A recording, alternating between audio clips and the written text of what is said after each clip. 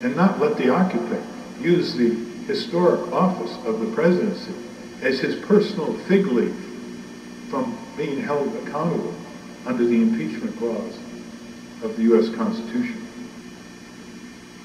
More than 2 out of 3 polled Americans want out of Iraq, believing it was a costly mistake. Even at the height of Bush's popularity, about 40% of the American people, not being given any of the truth, thought the Iraq War was a mistake, because the Democrats would not give the American people any truth. They authorized this war. It is never too late to enforce the Constitution. It is never too late to uphold the rule of law.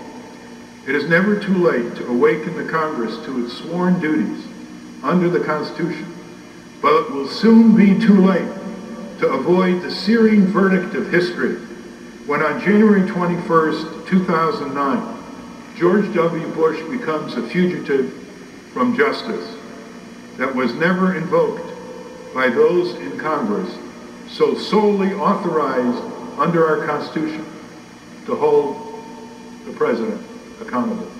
And no one said this more eloquently than Senator Robert Byrd from West Virginia when he opposed the invasion of Iraq because it was not preceded by a declaration of war, which was put in the Congress precisely to avoid what happened, precisely to avoid one man in the White House plunging our nation into that criminal, unconstitutional war quagmire in that forsaken country. Is this the massive Bush precedent that you and your colleagues, Chairman Congress, wish to convey to presidential successors who may be similarly tempted to establish themselves above and beyond the rule of law? Is this the way you and your colleagues wish to be remembered by the American people? That a president will be impeached for obstructing justice on what he called was a third-rate burglary, Richard Nixon. And he would have been impeached had he not quit. And that another president was impeached, but was not convicted in the Senate for lying about sex under oath. Is there some satire here?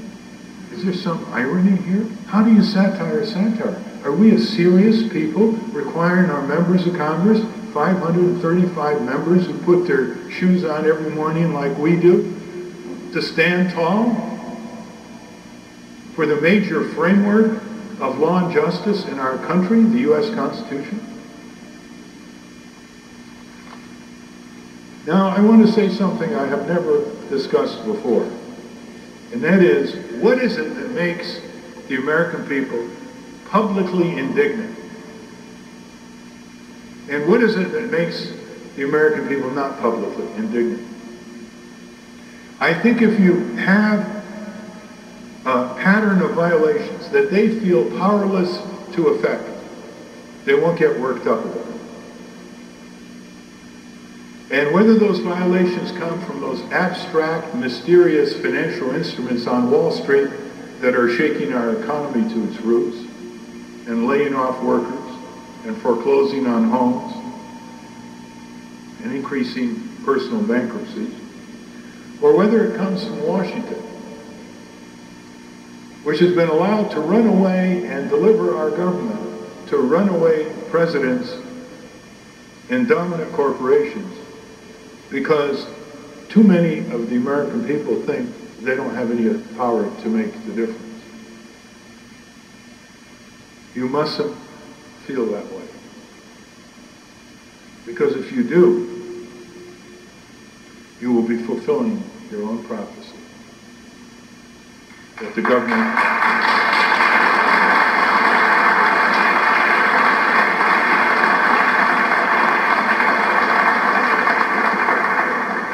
I was reading some historical documents in a big book about the American Revolution recently. And in those heady years of 1775 and 1776, people showed up. They showed up to marches and rallies and town meetings the farmers with their horses and their wagons and their family. Half of democracy is showing up. We're just not showing up. I remember reading in this big compendium of primary sources about a rally that was held in Farmington, Connecticut, preceding the American Revolution, and talking about taxation without representation, denial of trial by jury. And the description was that several thousands of people showed up. Do you have any idea what the population of Connecticut was then? Several thousands of people. I'll leave it to you to recommend any issue that could bring several thousands of people into an open field in Farmington, Connecticut these days. We have to be very, very attuned that the worst crimes are usually abstract crimes. They are not burglaries or alley attacks, bad as they are. They are the crimes of nations, the crimes of rogue corporations that result in death, injury, economic deprivation, poverty, environmental disaster. Unless we develop the civic personality in our own minds of becoming more publicly indignant, fire in our belly to connect with what we already know in our minds. It's all in the newspapers. It's on television about what's going on. Not as much as we'd like, but far more than we're using. 60 Minutes, evening news, television news, network, Wall Street Journal, page 1, New York Times, AP. Unless we develop a civic personality that gets us really upset, to break our routines, to connect with our neighbors and our communities, to do what we didn't think we were capable of doing, to develop our civic talents, we will simply watch this country of ours continue to slide into the abyss under the domination of a two-party duopoly that excludes competition and that turns our government over to giant corporations. These giant corporations are now the government. They are the government. They don't just have influence over government. This campaign of Nader Gonzalez, it's like climbing a slippery cliff.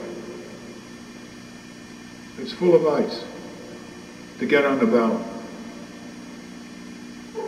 We have to have people stand on street corners, rain or shine, in front of arenas or churches, begging them to give voters a different choice.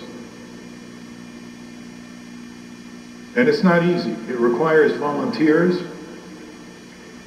It requires people who sign up on our email list so they can see what our vivid website, votenader.org, will present to them, and we're going to do it quite unconventionally, as befits the times. We need people who say, you know, these directions that Nader Gonzalez want to discuss about where the country should be going is really consonant with our views. 81% think we're going in the wrong direction. Our issues are majoritarian issues, polled again and again, except where there are no polls, like a tax on securities derivative speculation. But if we make this an issue, there will be polls. And if the press will get away from their covering tactics and tones of voice and slurs and gaps between the major candidates, just political gossip. What a waste of time.